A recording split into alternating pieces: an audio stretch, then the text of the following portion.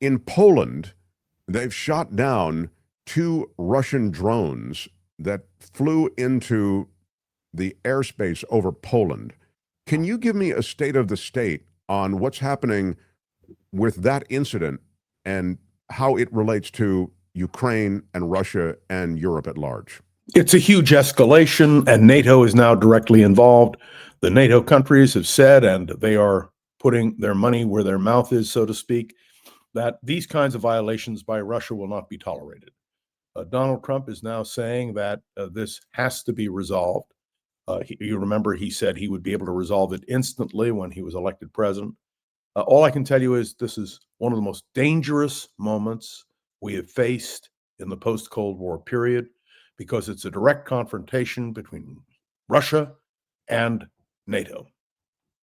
And so what you're suggesting somehow is that this could easily spark a wider war, or I don't think it's a war we're confrontation. talking about. Yeah, okay, because yeah. a war, first of all, you can't have a war because Russia is a nuclear power. And nobody is going to threaten Russia. If Russia had no nuclear weapons, there would have been a war. The question now is whether through diplomacy and sanctions and isolation, whether or not Russia can be forced to stop doing this. Now, let me explain to you that Putin is determined to proceed. His goal is to reconstruct the Russian Empire, the Soviet Empire. And remember that Ukraine was part of the Russian Empire and the Soviet Empire. So it's a very tough situation because nobody has an answer. Nobody in Europe wants a wider war. Nobody wants the use of nuclear weapons, even if it's on a limited basis. And yes, you can fight a limited nuclear war. It's a terrible thing to say, but it's possible. But this is not that circumstance. The Ukrainians are caught between a rock and a hard place. And I listened this morning to Zelensky making a frantic plea for support. And yet, no matter what support we receive verbally for the Ukrainians, there is little doubt that the United States really can't do anything. And the impotence, and I want to use can't that do term anything or won't do anything. We can't do anything. There's no sanction we can impose on Russia which will make any difference. You understand that? I understand that. The meetings which were held in the White House made absolutely no difference with all the European leaders. And Putin doesn't seem to give a tinker's damn one way or the other. And that's the problem. Is there a way to get to Putin? I don't think so. Remember, Donald Trump believed in personal diplomacy, but I can assure you personal diplomacy has a limited impact. The understanding I have is that NATO, because Poland is a NATO country, as you've said, that NATO military is on a high alert. Or it is. They're putting their planes up to shoot down the drones. So even as there might not be a wider conflagration, the reality is there could be a back and forth. It would seem to me, John, and again, this is, I think you know more maybe in this area than I do, but the Russians also, I understand they want to put Humpty Dumpty back together again, since the fall of the Soviet Union. But I also know that they've got their hands full in Ukraine. I'm not sure that they want any kind of real conflict to develop somewhere else. I think the question of NATO and their involvement in Ukraine is part of the Ukrainian issue. The Russians can't separate the two. Vladimir Putin believed he'd be able to roll in and solve the problem, and he just can't do it by military force. But he's not prepared to give up, and he believes, and it's a good question, do the Allies have the staying power to keep going? And who knows?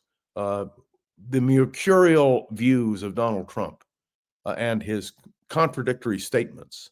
Remember what he said? That Ukraine started the war. Do you remember that, Mark? And so you got a real conundrum here. But the important element here is that it has to be contained.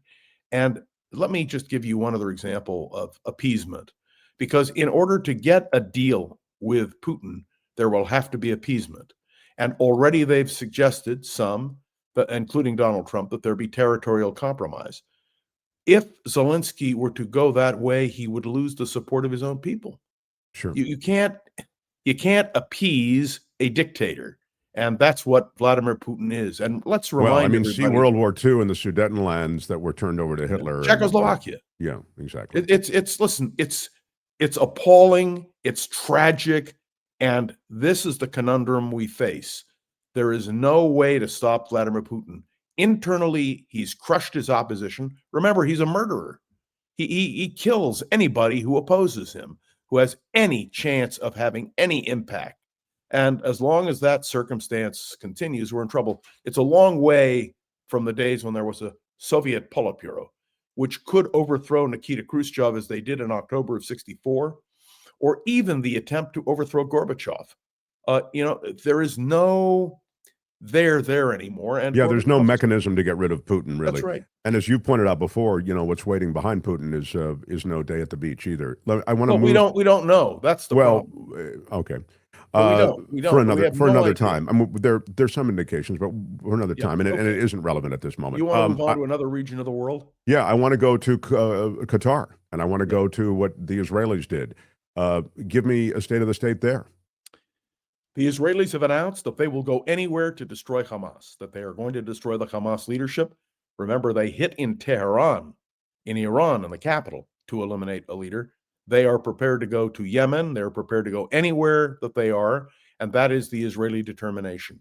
The question of the hostages is a serious question. Well, what did they do, though? What did they do? So they've gone to where? Qatar. Right? Yes, and they've tried to eliminate the Hamas leadership. What happened in Qatar, John Rothmann? What happened is that they got a statement from somebody somewhere that the leadership of Hamas was gathered in a particular room, which, by the way, was well known to everybody because that's where the discussions. There's been there's been no secret about the fact that the Qataris really are in support of Hamas. The Israelis said enough is enough. There was an attack in Jerusalem, which Hamas sanctioned, and the Israelis say it just proves our point. Look, let me state it simply. If Israel laid down its arms, it would be destroyed. If Hamas lays down its arms, there's a chance for some discussion, but not the destruction of Israel. That's not on the table. So was this in your judgment, response to what happened in Jerusalem? No, I think it was well planned. I think they've had it online for a while. I think they wait to find their strategic moment. And there's no doubt there's an attack this morning in Yemen again on the Houthis. The Israelis are relentless and determined. And as was pointed out by an Israeli official this morning, it doesn't matter how long it takes. Remember, after the Munich massacre, the Munich Olympics, it took the Israelis some years before they hit every single person involved in the attack at the Munich Olympics. So whether you agree or disagree with Netanyahu, this I will tell you. I don't think it would matter who the prime minister of Israel was. The prime minister of Israel is determined, whoever that may be, to protect the Israeli population. What is tragic in all of this is that many people blame Israel for many things. But just remember, October the 7th was what Hamas struck. And did the world react? Did the world demand the release of the hostages? Did the world say to Israel, we will help you in this hour of need? And the answer is no. And so the Israelis have said, okay, we'll do it our way. You may like it, you may not like it, but we are a sovereign country. I always remember the words of Menachem Begin, who I would remind you won the Nobel Peace Prize. He said to Ronald Reagan, we are not a vassal state, we are not a banana republic. And so I think the Israelis are going to do whatever they have to do to survive. By the way, whether you agree or disagree with Israeli policy, whether you agree or disagree with Benjamin Netanyahu, the determination of Israel to survive is clear, and they're not going to roll over and play dead. There will be no appeasement, if you will, when it comes to the Israelis. When you say whether you agree or not, it should be noted that there are many within Israel. There were 400,000 people in the streets who disagreed with the policy in Gaza, John, which is a humanitarian disaster. And I've pointed that out to you. Israel is a vital, vibrant democracy, but I will there's a lot of pushback against Netanyahu from within Israel. I mean, yes. Israel, when we talk about Israel, I think you have to keep in mind, and it's worth reminding people that this is not a monolithic kind of situation from the standpoint of public sentiment. This just is like the United States and Donald Trump. Right. It's Exactly. completely analogous. That's what democracy is, which I hasten to point out you don't have in Russia. Now to the tariffs, away from the Middle East, and now to the tariffs. Uh, the Supreme Court will pick up. They said they're going to pick up in short order the legality of the tariffs imposed by Donald Trump. In my judgment, they were imposed in this chaotic fashion that no one could explain, including his own economics team. It seemed like a system of patronage he was setting up, assigning a tariff to various countries, and then they come on bended knee. They offer literally all kinds of treasure to him and Based on to the nothing. Look what U.S. he did in order to in get Brazil. concessions and to get a deal. Look So what he's doing in Brazil. It has to do with his personal animosity to the president of Brazil, who I'm not going to defend, but should a president have that power? That's what the Supreme Court is going to decide. They've decided to fast track it. They're going to hear the case in October. But here's the thing. Will the Supreme Court knock out the tariffs? Will the Supreme Court say to Donald Trump, you've exceeded your executive authority? I believe constitutionally, if you follow the Constitution, it is only the Congress that can impose tariffs. But clearly, the Supreme Court is giving Donald Trump greater leeway in terms of his power. And remember, the intention of those who advocate a unitary presidency, a position taken by the Heritage Foundation, the position is test the limits. So explain that theory, the unitary executive, if you will. That the president is the supreme leader, if you will, that you follow the lead of the president. That his word is the word. Very dangerous notion. And may I say, it has destroyed the balance of power in this country. When you have a Supreme Court that bends over and won't react, and when you have Republicans in Congress. Now, this is an interesting question. You were talking about the Epstein case. The Republicans the Democrats just picked up a seat in the House of Representatives. They're going to pick up more seats in the House of Representatives, and they are going to force a vote in the House of Representatives to bring the Epstein matter to the forefront. And they will win that vote, according to the counts they have, but then it goes to the Senate. What will the Senate do? And do you understand, when a president of the United States has control of the House and the Senate, when you have no constructive opposition, it essentially kills the idea of co-equal branches of government. And the battle which must be waged is to preserve the idea that the Supreme Court must be independent. Did you hear Amy Coney Barrett this week, because she's out promoting her book? She's going to be at the Nixon Library shortly. Amy Coney Barrett saying, I'm not owned by anybody. I'm an independent justice.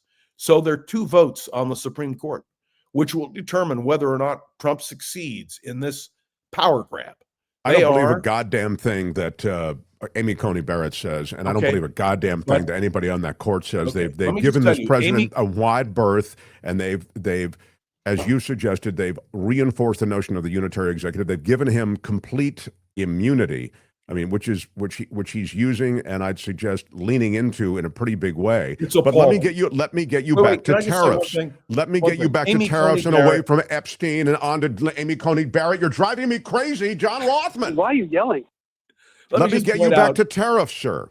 Yeah. Do you believe? I understand in the Constitution, constitutionally, the tariffs are in the clear hands of Congress. Congress abdicated its role, as you suggested. The GOP pulled back. They gave Donald Trump all of this room to impose these tariffs. My question is, now it goes to the court. Will the Supreme Court, his concierge Supreme Court, underscore the unitary executive theory that you have articulated here very well, or will they follow the constitutionality, which clearly requires that tariffs be imposed by Congress? It depends on Amy Coney Barrett and Chief Justice Roberts. Those are the swing votes on the court. In other words, I can tell you that Donald Trump has 4 votes in his pocket.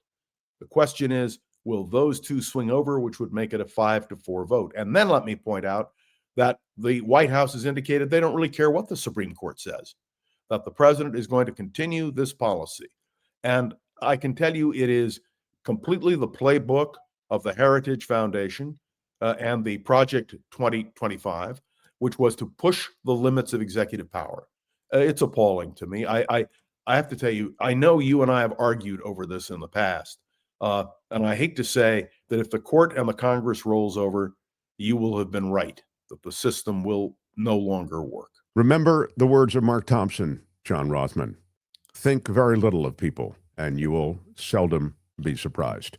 Well, that's the difference between us. Go ahead. Now, let me ask you about the attack that Donald Trump has made on the Fed.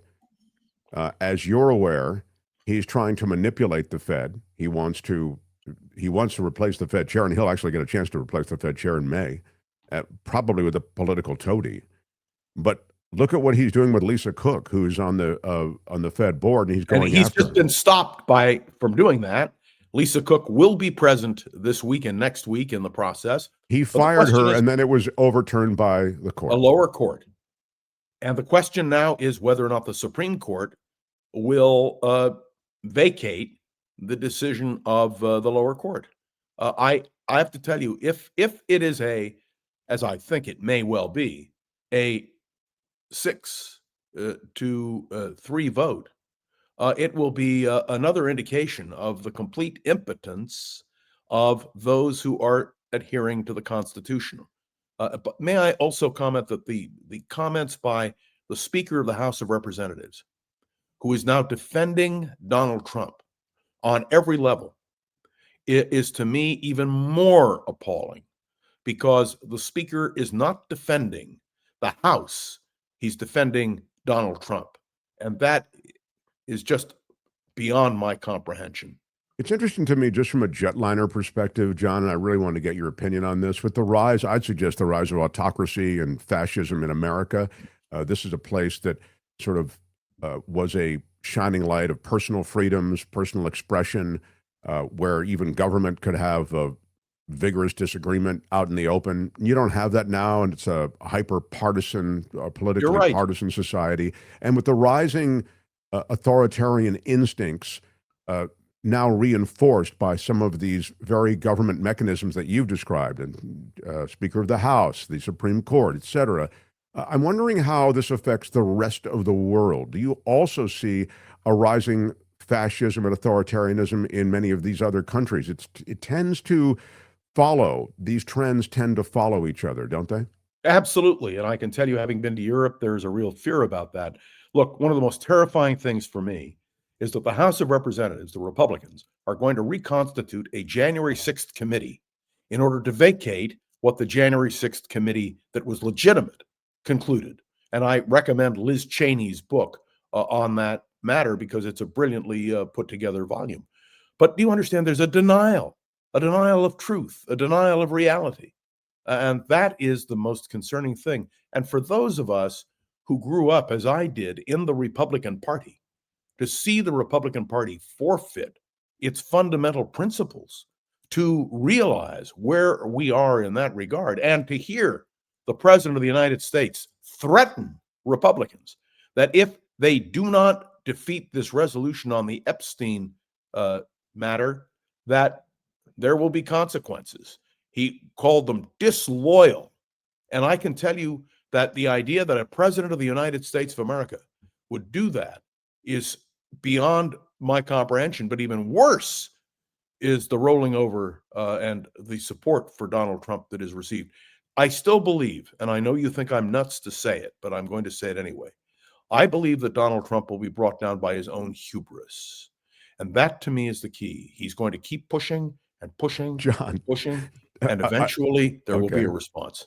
John, I know you think I'm wrong, but it's I think that you could just spell out hubris and put the sign on the White House. There's been so much hubris already. The notion that somehow but I'm telling you, he's really pushing it this time. He's pushing it this time. The guy's, taking a free jet from Qatar. He set up a meme coin to essentially money himself. He's made billions of dollars. I mean, that's just the corruption part of it. I mean, not to mention all of these things that are patently illegal, deporting people the way he is. This is where I want to end up. I have to. Of course, I'm glad you're going to mention that. I want to now talk about what's going to be happening in Chicago and in Los Angeles to start. And maybe in Oakland, and maybe in San Francisco. Let me play you a little bit of Tom Homan. This is from Fox News Channel. Go ahead, Albert. Here's a little bit from Fox News Channel. Morning. So I want to go over a Houston operation because Texas, we don't allow sanctuary cities, but you guys were still able to detain 822 people.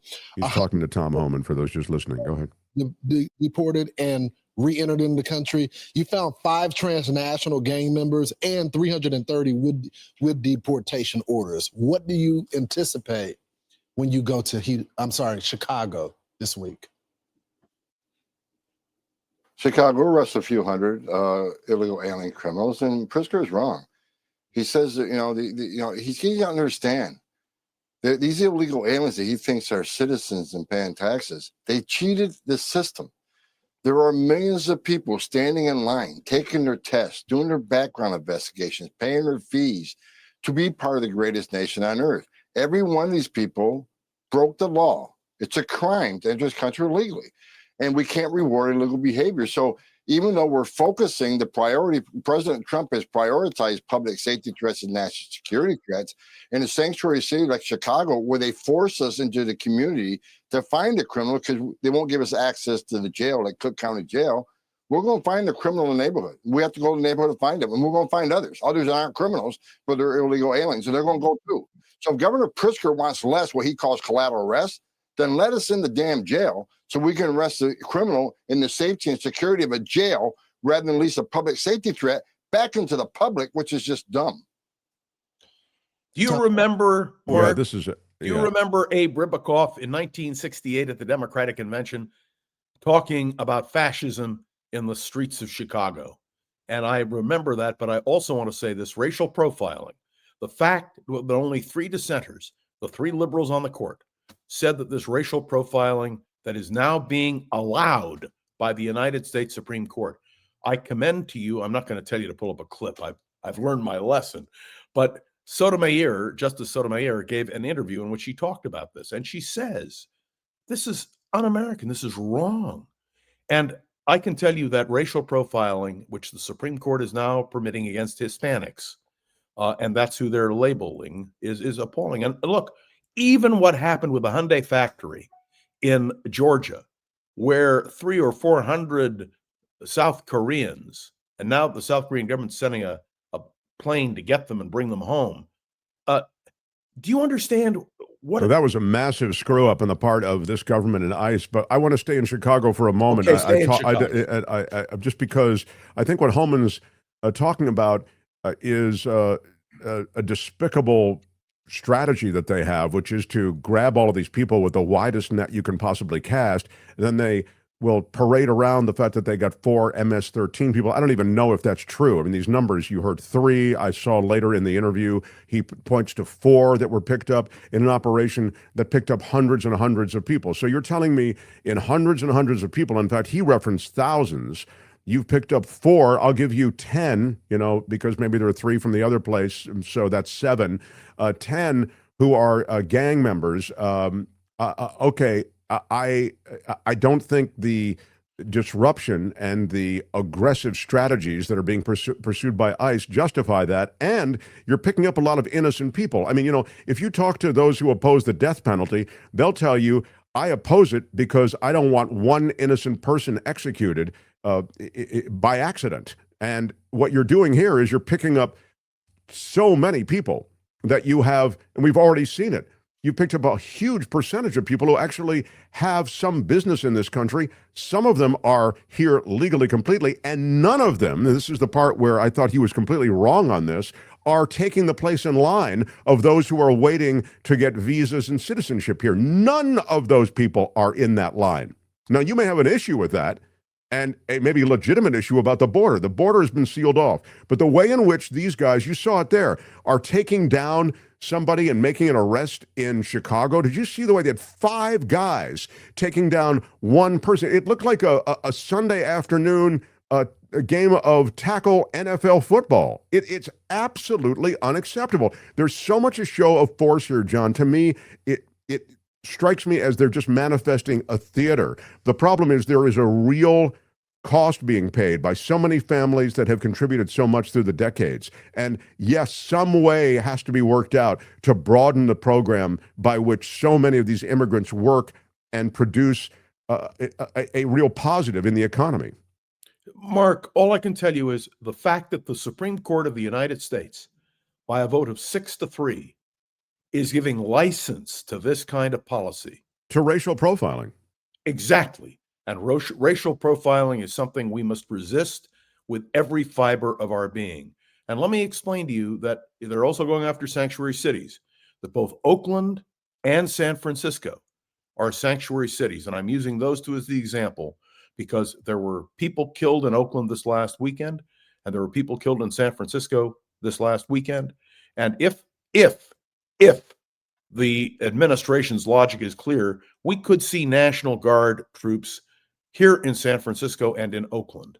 And I want to just say that Daniel Lurie, the mayor of San Francisco, has kept a very low profile. He has been very careful in his criticism of Donald Trump. And as I pointed out to you, I think in the past, with good reason. But eventually, Daniel Lurie is really going to have to do what Barbara Lee is doing and standing up and just saying no. This is a matter of grave importance. And you asked me what the view of the world is.